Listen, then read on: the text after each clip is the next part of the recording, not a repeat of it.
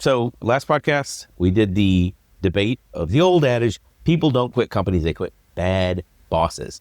And as you know, I love propaganda. So that my stance was, this sounds like propaganda. We keep blaming individuals for failures that are baked into the system. So in that podcast, I said there's enough content, we could cut it all and bring it into a whole separate podcast. So that's what we're going to do today. Blaming individual managers for failures that are baked into the system. It's like playing musical chairs with 1 chair and 10 people, and then your boss decides to schedule a 360-degree feedback session to discuss why you struggle with chair management.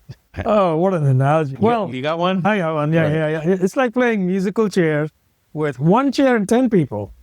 And your CEO fires you after you don't sit down when the music goes off.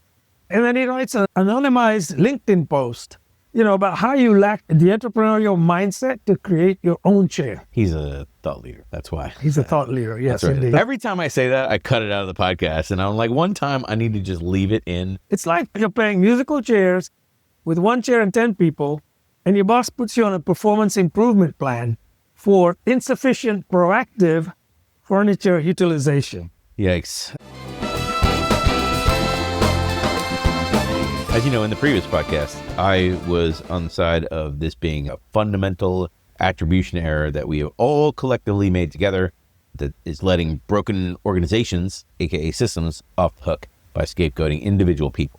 So that's what I'm going to be arguing again on this podcast. Or am I? Well, we'll see.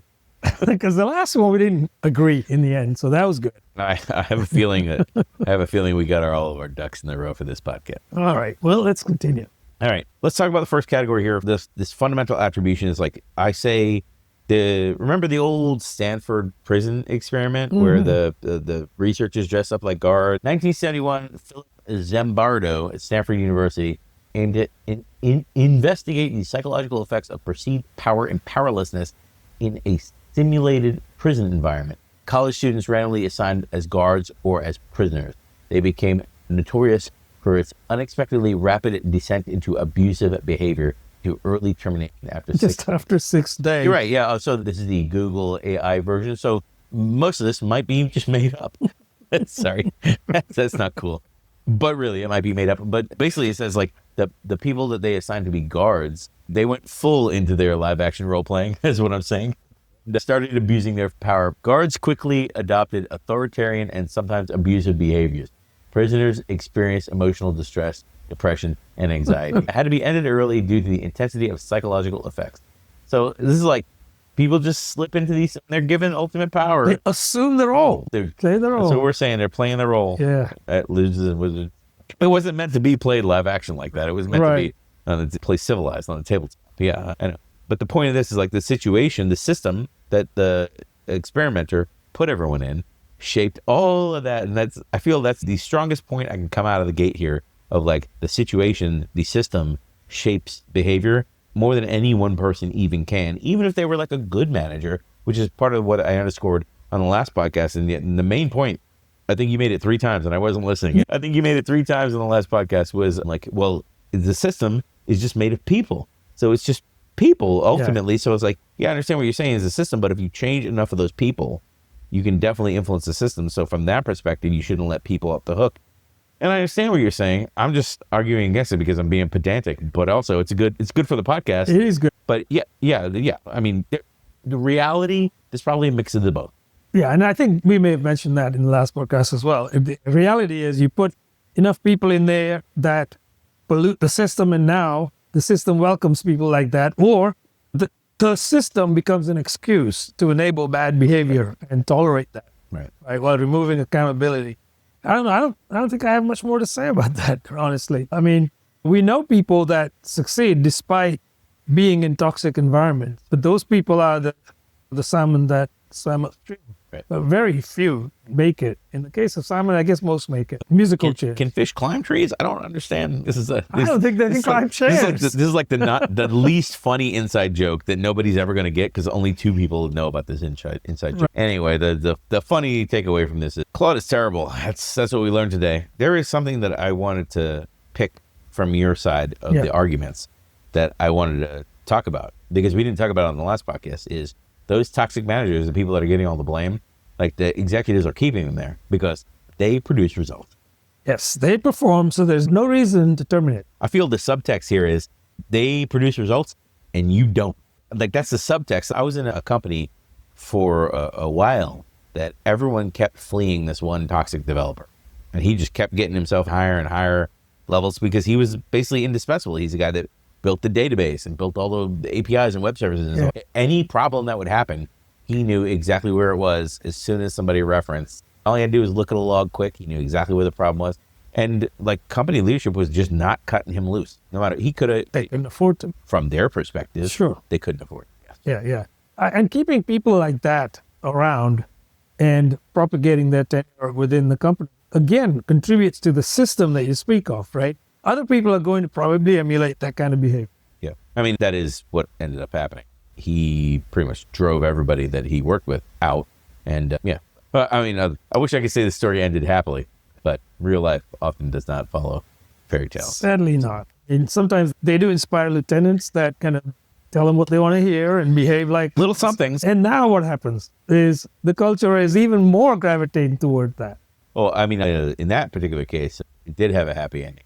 There are people that I've worked with before that, despite the pathological system they're inside of, they're like a shining beacon. Like, everybody loves that person. Nobody's got a bad thing to say. You know what I mean? Like, obviously, everyone who talks about the culture is like, yeah, it's bad. This one person, they get it.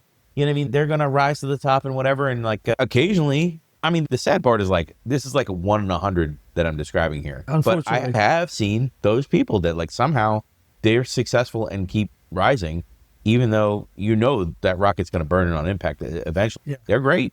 Yeah, those are the people that keep finding the chair all the time. Yes. Yeah, absolutely. Yeah. I mean, great analogy. La la. So on this one, on the blame game scale, 1 is all my fault and 10 is it's everyone else's fault. Yep. This one is about halfway there, about a 6. Okay. All right. I'll take halfway because that sounds like a tie to me. So speaking of blame, let's talk about generational differences and blame all of our problems on the millennials and Gen Z. You know, like the media does. Sorry, that was not cool.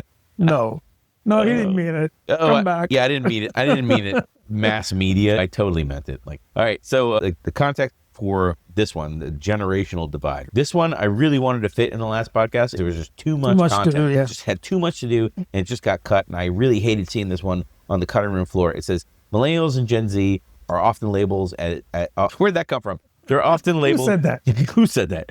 They're often labeled as job hoppers who can't handle tough bosses and can't stay in one place a long time. That, like, people will say that. I've heard it said for a long time. Like, there's a lot of propaganda in this podcast. There's a lot of it. Yeah. What if all that is propaganda? Like, those people are just smart enough to not stick around, play the corporate game, climb the corporate ladder, and take all that abuse. They have higher standards. So that, like, their higher standards say, like, hey man, I'm not going to sit around and get abused. I'm gone. Yeah, I mean, look, I think we've seen some of that, probably a lot of that. So the younger generation fall into 2 camps, right? One is the butterfly syndrome. Mm-hmm. Can't really hang around long enough to focus on anything. And then the other is they know exactly what they're doing. Yeah. It's very deliberate. I'm going to get just enough experience to put this on my resume, and I'm off. And before you know it, you see people that have worked in totality for maybe 3 or 4 years in the industry, but no more than a few months here and there. Right. And they then are self-titled experts, mm-hmm. I guess, and are generally accepted as. I got so many people I want to pull up LinkedIn. Oh, I know. But no, we don't roll that way. Or do we? Well, I mean, I don't know. Like, it's like the musical chair. Never mind.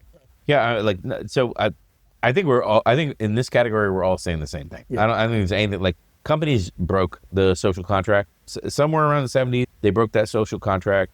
They started blaming workers. You have an escalation of propaganda up until like who moved my cheese era. You have a destruction/offshoring of manufacturing in the U.S. So like, I'm the wrong guy for this category. I guess the curse of the millennials in this category is they actually care about it, because like the Gen Xers, like they're all jaded and they know it's all propaganda. They know it's all a made up game, and they just don't want to play.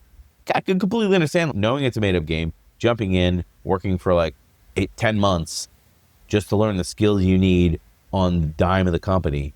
Then it's like keeping your resume updated and getting it out there as soon as possible to hop, and like within 5 years jumping from job to job and getting 20% bonus every time. That's a lot of money. And like the company doesn't care about loyalty. And people will say, well, they're entitled. What is that? Entitlement is like responding to a deteriorating social contract that gets worse and worse like every year. So they're getting rough into the stick all the time. Yeah, I mean, this is a depressing category, and I want to move on. Let's dive into more sort of like the data delusion, if you will. When problems are identified across different giants, why don't organizations fix them? So we have data, but success matters more. So like I said earlier in the podcast, I bet you're going to say, did I say Whirlier or earlier? Whirlier. That was a shout out for Matt Worley right there. Whirlier. Whirlier in the podcast. Oh my goodness. People who don't even listen to this show, I'm giving a shout out. Like we have the data, but we don't care about it because it's like this happens to me all the time in product management. It's like we got data for days that says this is a bad strategy or path or whatever, but management loves it. So we're going to do it anyway. Yeah. Or, the other side, which ends up with the same action is, that's great data, Brian, but my gut feel tells me to do that. Trust me, kid, I've been around the block. Yeah. Yeah. The performance data and like the retention metrics and stuff like that companies track, like it should make bad management visible and therefore addressable, right?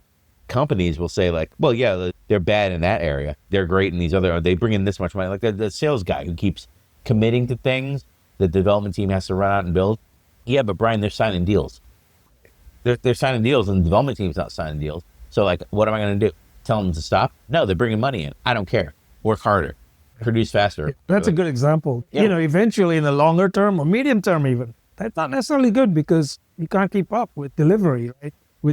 Against false promises. But hey, that salesperson, they've already collected the commission. Thank you. The problem is I have seen more than one salesperson that's like that get promoted to like non-sales roles in the company, chief of operations or whatever, VP of whatever, because they are good at selling things and they get promoted to these positions that like, obviously it's going to be a big problem. It's going to happen in the future, but they can put butts in seats. So they can do that at the expense of personal gain. They can destroy team and morale even. Which is funny because even listening to this, the proper thing would be to push back against the thing I just said, which is like, well, bring in new business is the most important thing for you it's the most important thing next to like keeping the customers you have. Obviously, customers you have happy, but bringing in new customers, keeping the customers you have happy and bringing in new customers. Okay. You say like, I just said it like it's some kind of like mystic art that only sales.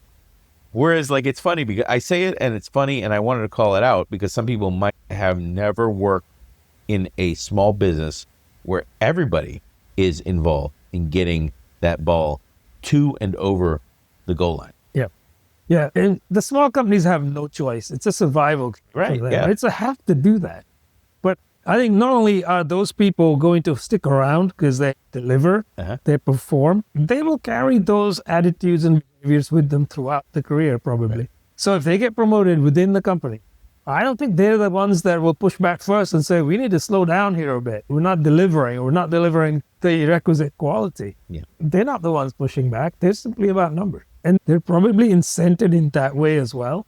So if you look at that scale, they're doing great. They're performers, they're incented to perform, and so they're staying. And the delivery teams are just too slow.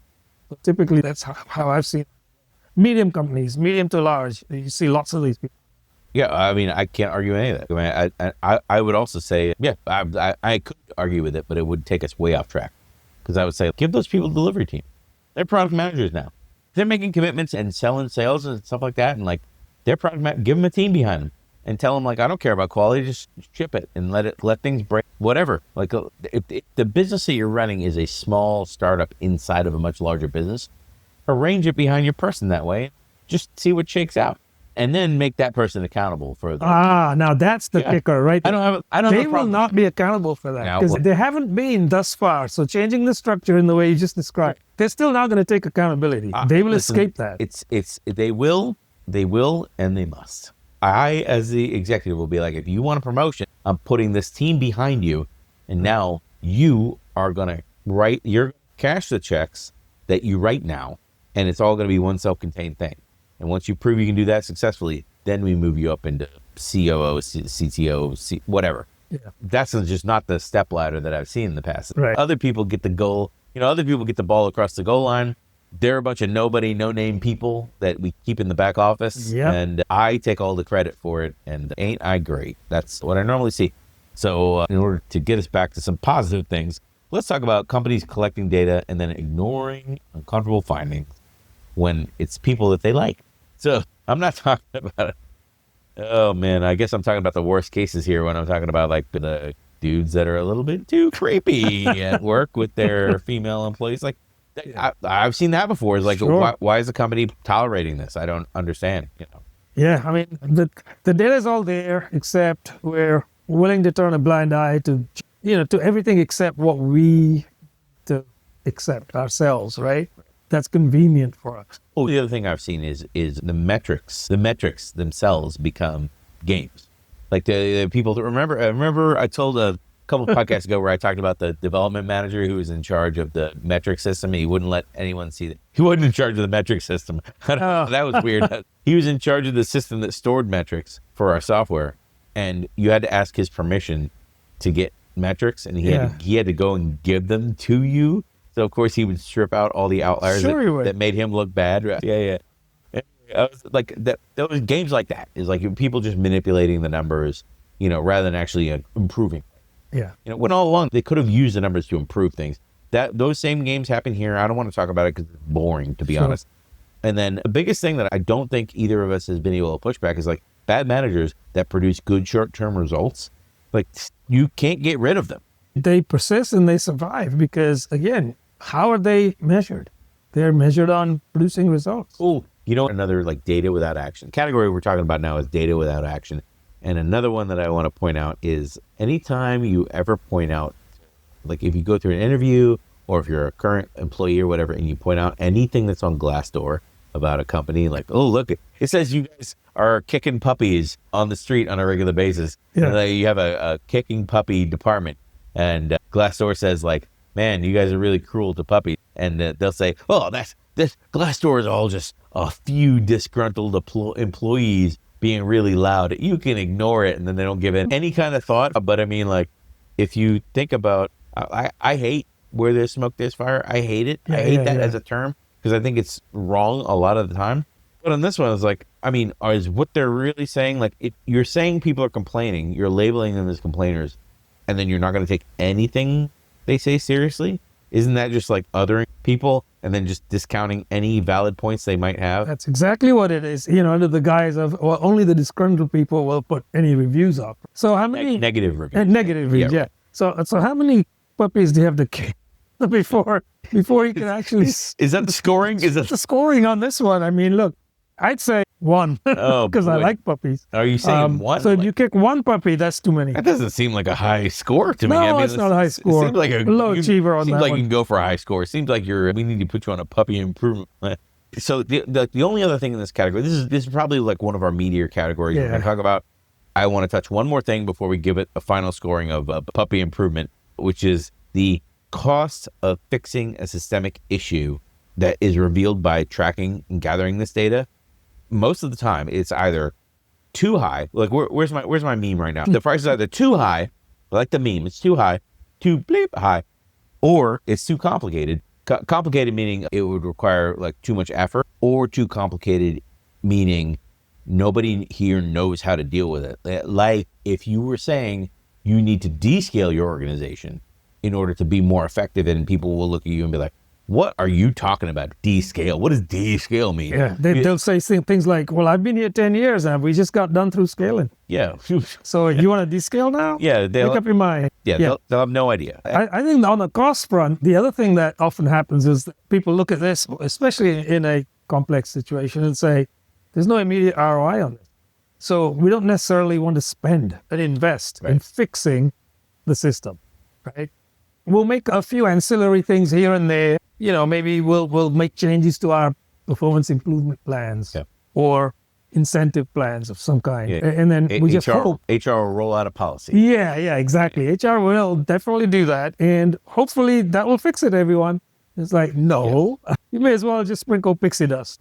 Well, speaking of pixie dust and HR, let's talk about HR for like 30 seconds. I'm going to set a 2-minute timer for us to talk about HR, because I don't think there's a lot of for and against in this category. I think, like, we're talking about driving change. We're talking about company policies. I don't think we can talk about either of those topics without talking about HR. And we're going to talk about HR.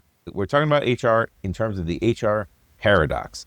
And I say the paradox because HR claims to be employee advocates. Most HR roles are changing to like chief people officer, people operations, that kind of stuff. They're changing to these cute titles now. And the question that people would ask, that I am going to ask in this category, is, are HR departments complicit in protecting these bad managers, the people that supposedly, oh, it's just one person?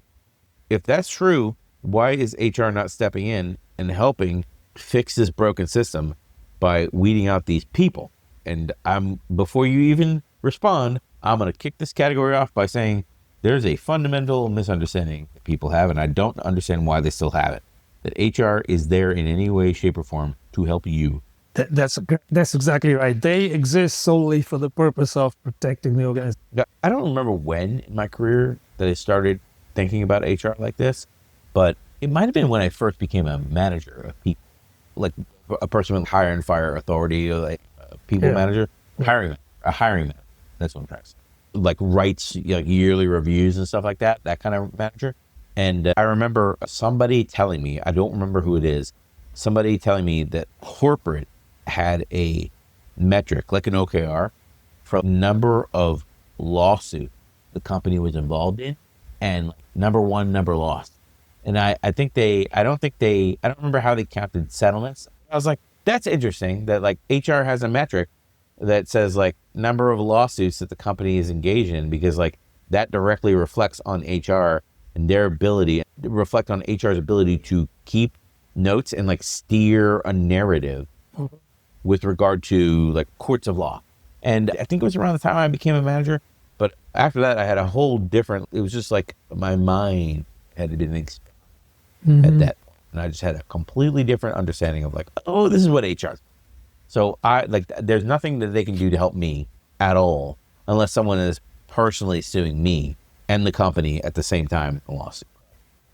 No, everything you just said. I mean, HR is not there for the employee. Yeah, I said that earlier. They exist for the purpose of protecting the company. What about people operations, Owen? People operations. They exist for the purpose of protecting the company. So policies and procedures and all of those things are designed from the ground up to protect the organization and not necessarily the employee. All right, let's do the speed round in this category, because I think this category is boring and I don't want to talk about it. Performance improvement plans, they're there as exit strategies. That means they're getting rid of you and they're looking for an avenue to get rid of you. The document everything culture that HR, if anything on company equipment, email, Slack, anything that's provided to you by the company, that's all documentation that they can pull on later. So put stuff on there at your own peril. That is true. People don't often realize that. They say, well, I'm using this in incognito mode. You have no idea. No, you're not. Yeah, you're not. Absolutely. And it can be tapped in discovery as well by either side's lawyer. Correct. So again, expect everyone's going to read every private message, every DM you send in Slack. They're going to read every single one of those. So again, watch what you put in that stuff. So the other side of this, if I'm going to have empathy for HR, I'm going to say they're just as powerless as anybody else. They choose to live in the ivory tower with the C-level suite, but they have no power. They have the influence without authority. Is that what I'm saying? That's what you're saying. HR professionals often see problems coming, but lack power to address them. That's what I'm saying. No, I think that's pretty accurate. The ones that are there often get cut the first anyway, when there's budget cuts. Yeah. Did you see the I think it's a Microsoft list. It might be a Google list of like the 40 jobs that are most at risk. I did see that. Okay, and then the 40 that are not at risk. I don't think HR was on the, it might have been on the most at risk. Most at risk, I think it was, maybe, I can't remember. This kind of stuff could be in a chatbot, like an evil chatbot, an evil agent, an evil HR agent of like, it just constantly reads email, reads Slack messages, reads all the documents for performance reviews and stuff like that, and legal actions, all that kind of stuff, and just decides to can people or whatever. I could easily see HR agent. So, some company, there's got to be a YC company right now, like, we're going to be the AI future of HR. We're going to replace HR with evil HR. Right. Well, because there is no such thing as not HR. I mean, maybe when it comes to automation and bots and whatnot. I think there is, but only in small companies. Because again, the HR function in small companies is just an enabling function. It is purely an enabling function. Hey, I'm going to help you integrate. I'm going to help you not fall foul of any legal kind of pit traps or whatever. Keep you within the guardrails. Right, yeah, guardrails, that kind of stuff. And it's part-time because it's not a lot. I mean, that work doesn't keep one employee invested full-time or whatever. And that's fine. They usually have it in with senior leadership so they can influence things a little more and maybe even garner a little more authority, I would say. And making smaller changes on the policy level. But this category belongs in this podcast because of the behavior of senior leadership, meaning executives, overriding HR in order to protect high performers, which goes back to the first category I was talking about, because those high performers they're producing for the company, and no matter how bad or toxic or whatever they are immune from HR. And again, it's because HR is in the same box. And I kind of feel bad actually talking about it. I kind of feel bad, but also they have no soul. That's not true. I mean, maybe it's not true. I don't know. Part of what might be true though is, or maybe not part, but often the decisions are made up in the ivory tower and handed down, and if HR dare oppose them, they just become victims of those actions. So they become the scapegoat for management decisions, right? So of course they're going to be treading very carefully. Yeah. Because they want to survive. Speaking of surviving, let's look at the number one tactic to survive in a culture like this, which is when people ask for your opinion, you shut up and say nothing. That's so a typical Agilist environment is you want transparency and you want constant feedback. Sure. And in an environment like this, is feedback is, you can give any feedback you want, as long as it's don't question me and tell me everything I'm doing is great. The Sam Altman of feedback is what I'm saying right now. I want to have another podcast. I want to have another podcast, but it requires me to do a lot of work. And every time I start down the road of doing the work, because I have started tracking down videos and putting them in a list, and every time I start doing it, I'm like, this is terrible. I don't want this. This is a lot of work. Sam Altman is a giant liar. I start putting together videos of him saying one thing, and then I find videos of him saying the exact opposite thing. And I want to just have the Arguing Agile clip show of Sam Altman arguing with himself. 45 minutes of Sam Altman just arguing with himself. I think it would be a fantastic episode. I think so too. So much work. I'm finding that it's so much work. And I have to listen to Sam Altman, and that's where everything breaks down. I'll tell you right now. It breaks down when I have to listen to him. Almost worth writing a bot to collect all that. He could be a politician if he's saying one thing and then turning around and saying the opposite. I want to let you know Sam Altman is a politician. I just want to let you know that. All right, so organizations claim to want honest feedback, installing suggestion boxes, open door policies, anonymous surveys, 360 reviews. Hey, yet employees stay silent, and then problems persist. So is it a communication failure? Are we going to blame it on the HR people? Same thing with bosses. Bosses are you got any feedback for me? And you're like, no, everything's great. You're a great boss. Great boss. Yeah. Two thumbs up. 2 fingers up. you figure out the fingers up. I mean, look, people are afraid, right? There's fear of retaliation in providing your honest feedback to your boss's question. And we covered this a little bit in the previous podcast. I just want to touch on a few things we didn't cover in the last podcast, which is we hate whistleblowers in America. We hate whistleblowers. They get labeled as, quote, not team players. You're just, quote, pointing out problems. Troublemakers. You're just pointing out problems. Troublemakers. Don't bring me problems unless you've got a solution to bring. Have you heard these things?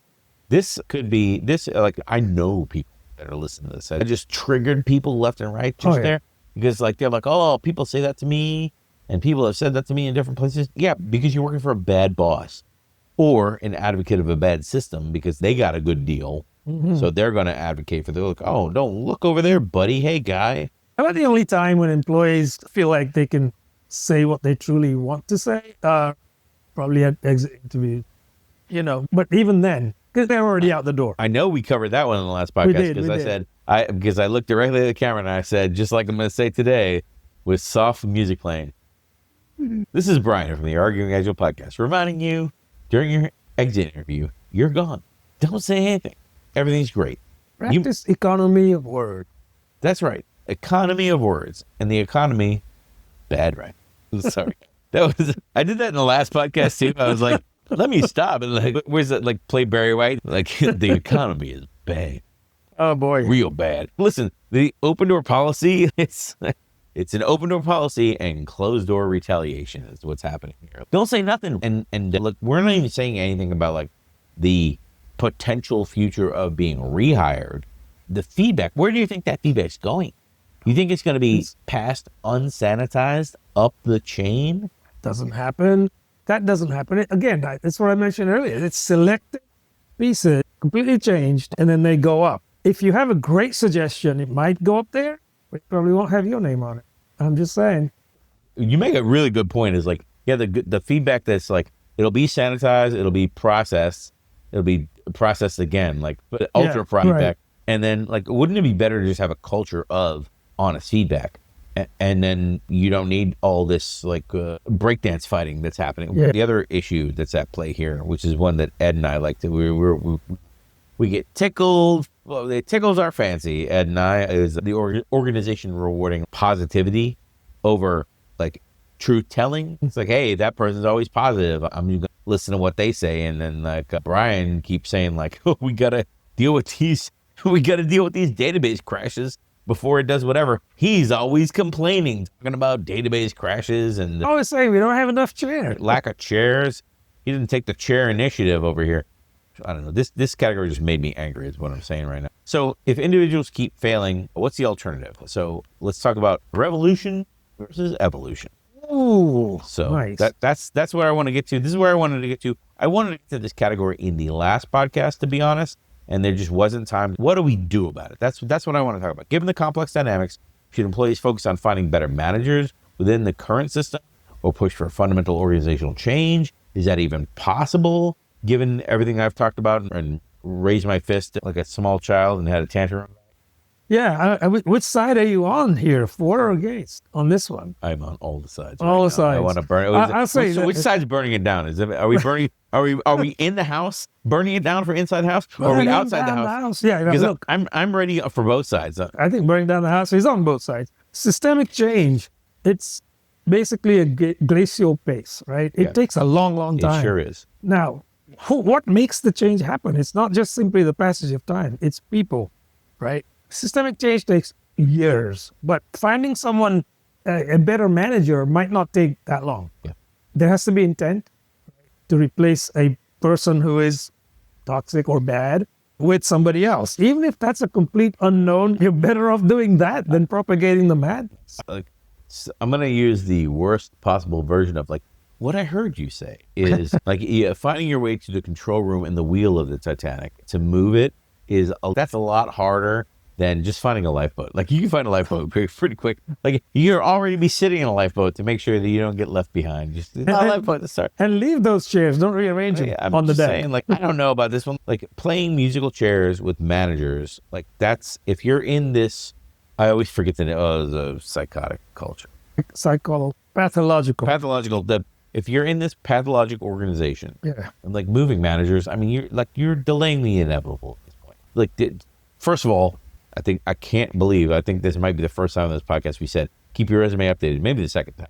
Keep your resume updated because like you should be in a constant state of like, hey man, once you realize this is a pathological organization, get the resume, get in shape, start looking. Yeah.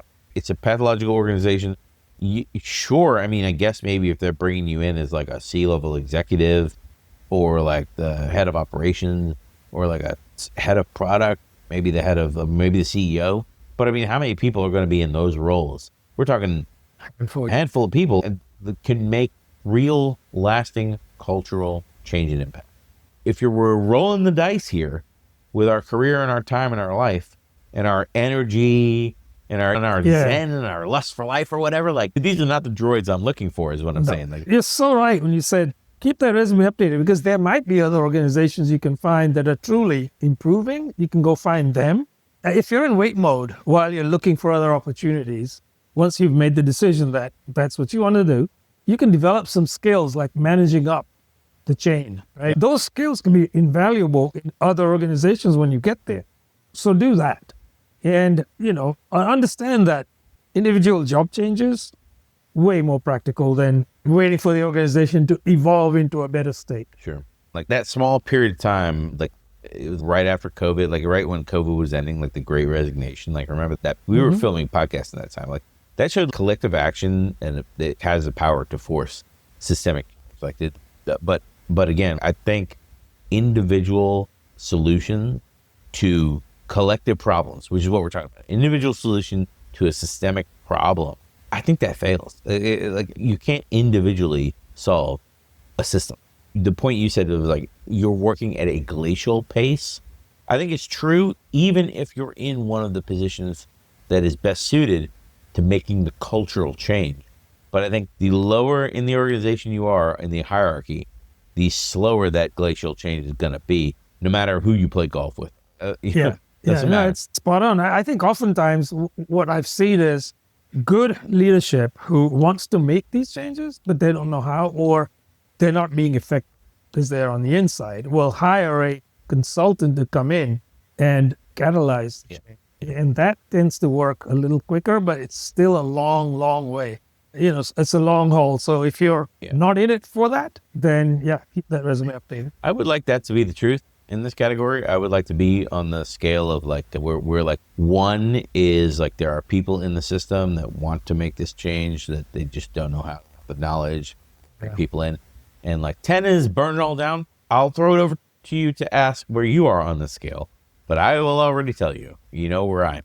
I got torches. I got pitchforks. Yeah, you're at 10. I already got the angry mob. We're all. I might be able to tick down to a 9, but I got. Look, there's no reason to get this angry mob and all these pitchforks together if we ain't burning something down. Right. Yeah. Things need to be burned. No, I'm probably somewhere around a 7 or 8 on this one. A solid 7. Solid 7. All right. Well, let's move into the bomb run and the wrap up at the end of the podcast, where we talk about how we have changed now that the ghosts of Christmas past visited us. Companies spend millions on engagement surveys and 360 reviews and other apparati.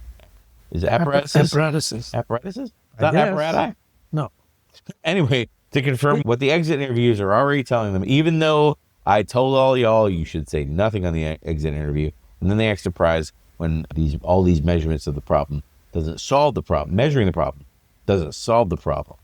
They act surprised. That's like taking a temperature to cure a fever. Yeah, that doesn't work. Well, keep trying. Oh, I thought you were going to say keep your resume updated. That too. What does keeping my resume updated have to do with having a fever? Things are getting weird on the podcast, and I think I'm done. All right. Well, if you're in HR and you've stuck with us thus far, let us know your thoughts in the comments below. Don't forget to like and subscribe.